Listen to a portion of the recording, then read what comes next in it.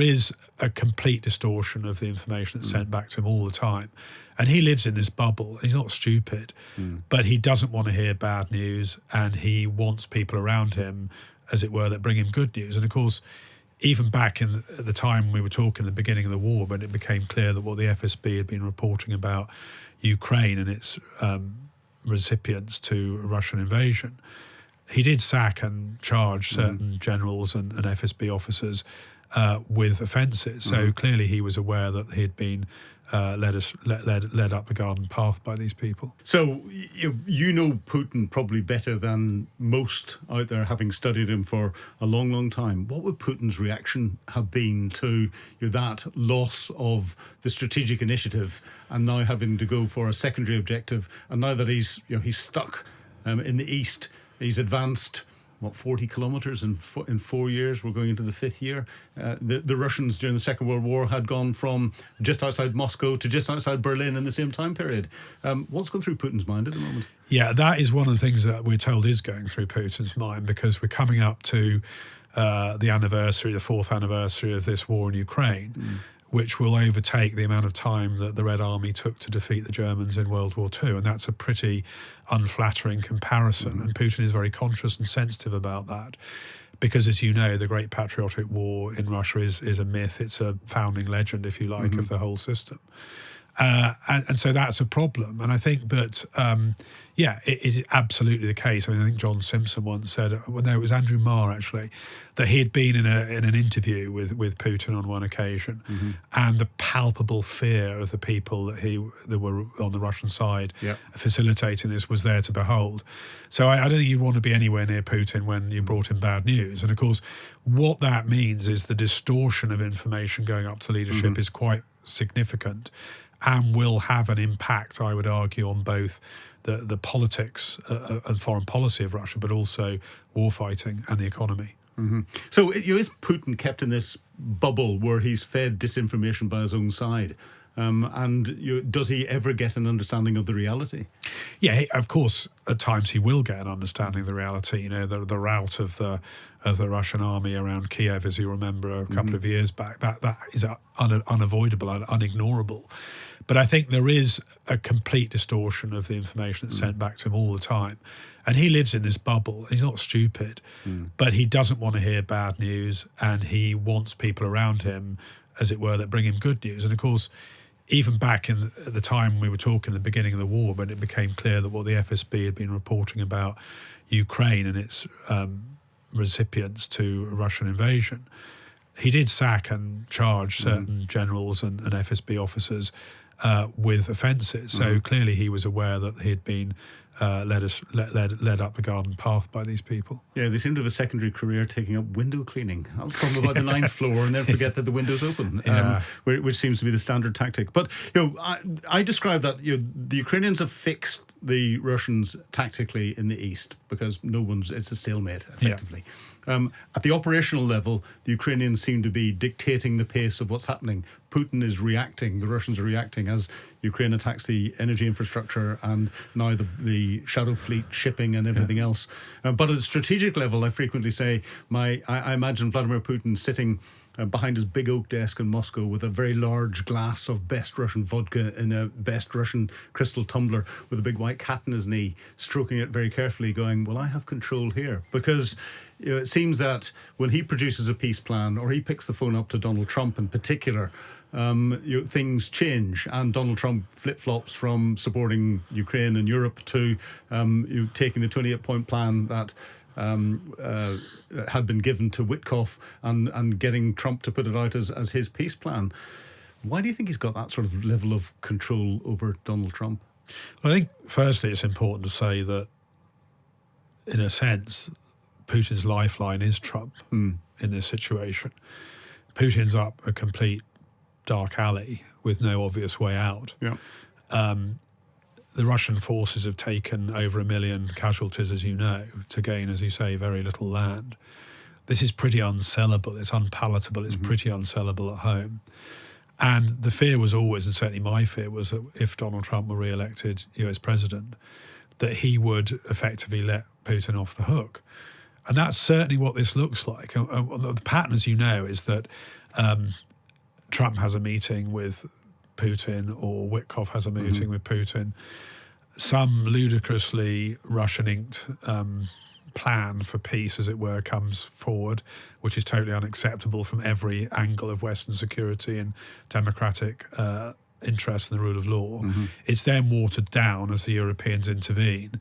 It doesn't work out because the Russians can't accept it because of the high price they've already paid in the war. And then we go back into the full circle again. And so, yes, you've got to ask yourself, what is it about Putin that Trump finds so attractive? And there are a whole series of arguments about that, ranging from compromat that he may have on him financially and behaviourally from the past, business deals that might be on offering, just either a fear of Putin or indeed a respect for the strong man. And all this came out in the work we did originally in 2016, where in my so-called dossier, it said, yes, the Russians had compromat on Trump, but no, they'd actually never had to use it because they were pushing at an open door, and that Trump shared their view, a sort of rule of might is right, where you had like 19th century Europe, you had spheres of influence divided up between the great powers. And if you happened to be a minor country like Poland that was stuck between Germany and Russia, you were screwed, basically. Yeah. And that's what we've come back to, I think. But Trump puts himself out as this great businessman. If you're looking at where he's doing business, he seems to be putting a lot of effort into an economy, the Russian economy, which is about $2.3 trillion, and then trying to attack the EU, which is 10 times, 20 times, 100 times that, $200 trillion, I think, coming out of the EU. He seems to be getting his target wrong if he wants to make lots of money for the United States. I'm not sure he is, because you've got to look at the type of business and the type of contracts that are available in dealing with the likes of Russia compared with law-based, rules-based, contract-based in Europe. And all along in the last 6 to 9 months since Trump's been back in office, we've been hearing stories and intelligence about secret meetings that have been going on between leaders of hydrocarbon businesses in America and their Russian counterparts. And it's very clear that the Arctic is in play. It's very clear that hydrocarbon, both pipelines and production facilities are in play. And I think the other thing that they're, in effect, teasing the Americans with is this idea that they could be split off from China and support America against China, which is cloud cuckoo land when you consider how dependent Russia is now on China, both politically and especially economically, where it sells most of its oil, where it gets most of its high technology components from. What would Russia have mortgaged to keep Xi Jinping on side? If Russia loses the conflict, what is China going to want to get control of? Well, China has all sorts of interests potentially in Russia and in and around Russia. And one of them I always talk about is Lake Baikal, which contains 20% of the world's fresh water. And I suspect in 20 or 30 years, it won't be oil pipelines that are running from Russia to China. It'll be a water pipeline from Lake Baikal because of climate change in China and droughts that they've had and so on.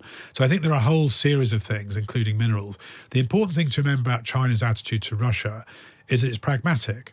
And when China talks about the century of humiliation, which was the 19th century basically, and the way in which European powers invaded China, turned them into heroin addicts and all the rest of it, that also applies to Russia. Russia is one of those powers that exploited China's weakness in the 19th century to grab land in the Far East and to grab resources. And China hasn't forgotten that. China is no true friend of Russia. No, they're out for their own interests. So, very briefly, will we see a peace deal in 2026, do you think? It depends what we mean by a peace deal. We may see some attempt to impose a peace plan on Ukraine. I don't think it's durable. I think actually that if even if Zelensky wanted to give away the fortified cities in the Donetsk, which guard the gates to Kiev, there'd probably be a mutiny in the Ukrainian army. I don't see that's possible. It's certainly not in anybody's interest other than Russia that happens. It threatens the security of Europe. It also threatens, if Ukraine were to collapse, a mass refugee train pouring into Europe and leading to greater instability in Western European countries, Central European countries. So I think the key thing here is that Britain, particularly, and other Germany and France and other allies in Western Europe have to provide Ukraine with the support financially and militarily that it needs, and in the negotiating chambers. And the best defense of Western European security in Ukraine is a strong Ukrainian armed forces and well-funded government. And that is the only thing, I believe, because the security guarantees that are talked about, unless they're within NATO itself, are not worth the paper they're written on. You remember the Budapest Memorandum in '94, which nobody has enforced. And would you really take, if you were Ukrainian, would you really take a security guarantee from Donald Trump that if the Russians step a foot over the demarcation line, that he's going to send American troops into battle? I'm not sure we would, let alone the Americans. So the Ukrainians cannot go beyond certain limits in what they're prepared to give up for peace. They have shown a willingness to compromise, which Russia has not, and that's the fundamental point. Well, yes, I don't see Zelensky coming down the steps of his aircraft waving a piece of paper saying peace in our time, a la Chamberlain. But in an unfortunate way, that's going to give us an excuse to have you back and talk to you again. Christopher Steele, it's been a real pleasure talking to you on Times Radio Frontline today. Thank you for having me on, Philip. Been a pleasure. You've been watching Frontline with me, Philip Ingram. If you'd like access to exclusive content, please subscribe to Times Radio membership and watch us on YouTube. But you can now get us as a podcast wherever you get your podcasts from.